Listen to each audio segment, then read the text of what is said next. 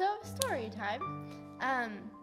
In November of 2015, my dad passed away of esophageal cancer. And since being on the team, it's been something that I've struggled with, that I've had to kind of battle with back and forth. It was a very big life change, and it was something that I was not expecting to have to deal with at 18 years old. So it was something that I had gone back and forth with God about for a while. And then there was one day that I was just having a really bad day.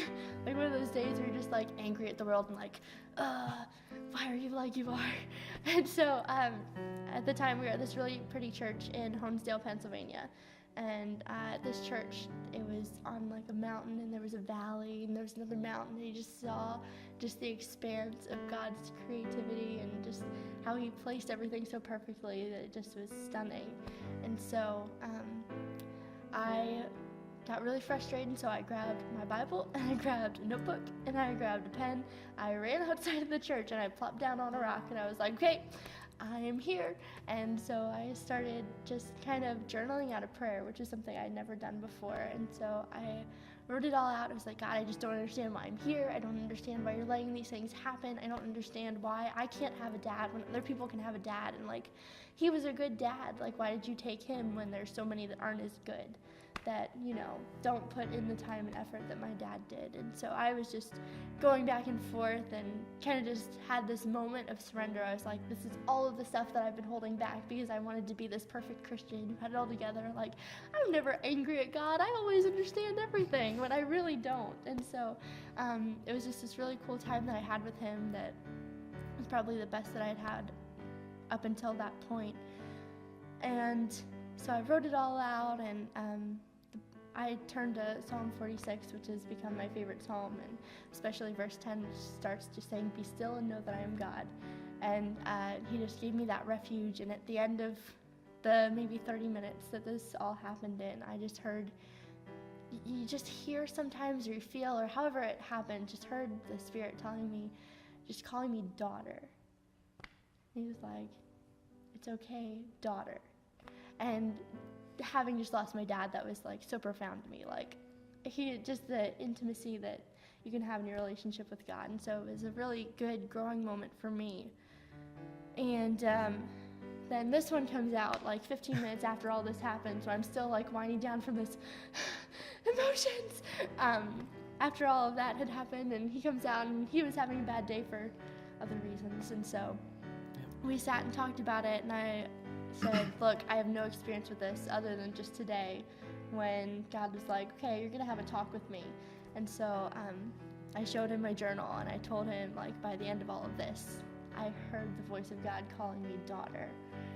Yeah, and that really hit me because for a long time, I was just, as I saw them going through what they went through, I just really wanted to write a song.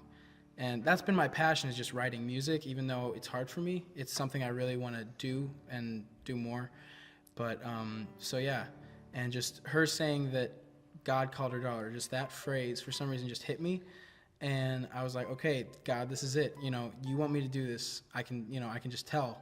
And so I just kind of was like, you know, we were talking, and then I just went off and just started writing. All of this while I didn't know anything about it. Yeah, she had no idea. This was all his own project. Yeah, and so I went off and just started writing. And like I said, I'm not really good at writing music yet. So I really just got stuck. And I went to her because... A month later. Yeah. This was after a month of him stewing over this. Like, I had no clue. This was, like, his project that I had no idea about. And so he comes up to me in Michigan, and he just sits down next to me, and we have a conversation. And he's like, Bria, I have to tell you something. And just stops. And so I'm like, are you dying? Like, why are you just pausing? I felt like I was dying inside. I was like, I was scared. Like, it was something. Yeah. And so, yeah, I asked her, and I was like, this is something I'm doing and you didn't know about, and I was going to surprise you, but I can't, because I can't really make it real enough, you know, by myself, because I didn't go through it. She did.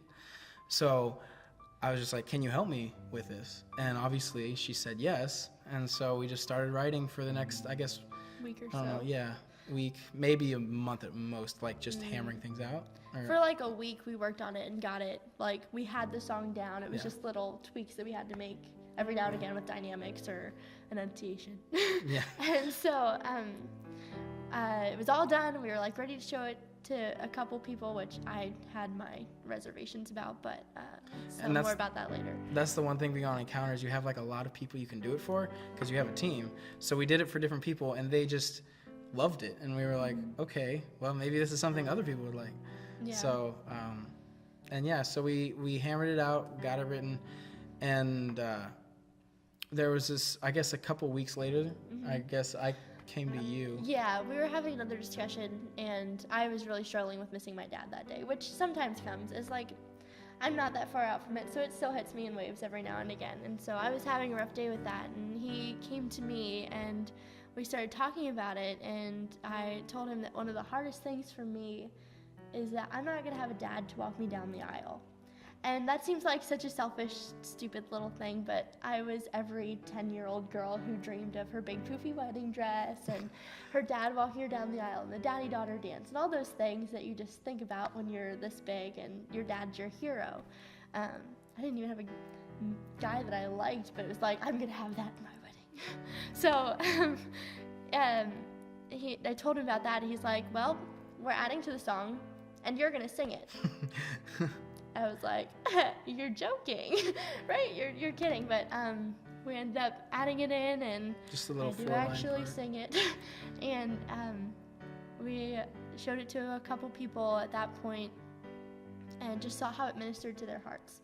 And that was something that I really struggled with. It's like, it's such a personal piece for me. It's like, this is my heart in a song that we're showing to people. Like, it's scary, especially when it's not all daffodils and sunshine. Like, there's some real emotion in there. And so we had shown it to a couple people, and God kept working in my heart at that time on, you have to give this up. You have to be willing to give even this to me. And just that sense of surrendering in that aspect. And so when we were in Ohio, do you want to say this? Sure. My host family, they had just gone through a time where their daughter was she was battling cancer for like 13 years, and then she had just passed away like a year prior to me being with them, and for the week. And we talked about the story of their story, and we just were talking, and in my mind I was like, I gotta tell him, and so about our song, and so I finally did, and I was like, well, there's kind of a song I wrote with a friend of mine from Encounter, and I kind of want to show you. So I went to her and I was like, do you think maybe we could do this for them? I mean, I really want to, and I don't know how she actually felt. I don't know. I freaked out a little bit. I was like, I don't know these people. Like, it's different, like, when we showed it to our teammates. It's like, I know them. I know I can trust them. Like, I don't know these people. They're strangers. Like, why am I showing them? But after hearing the little bit of their story that he told me, I was like, you know what? This is what God is clearly laying this in our laps. So there's no excuse to not take that opportunity. So we showed it to them.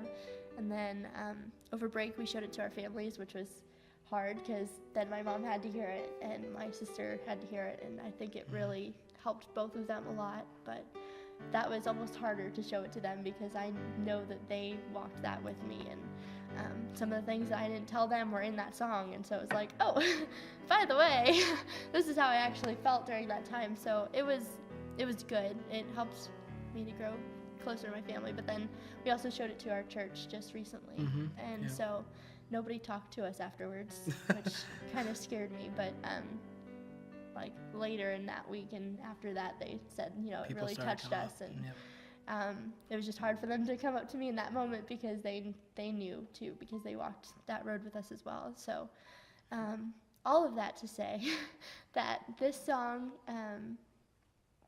for me is one of surrender, and it's one of giving up the things that I want to hold dear, that I want to keep for myself, and just saying, God, you're working through this. You are more powerful than the fear. You're more powerful than the doubt or the sense of loss, that you are God. and you are good through all of it, and that these are the promises that you gave me to cling to, and I'm going to continue doing that. So. Yeah.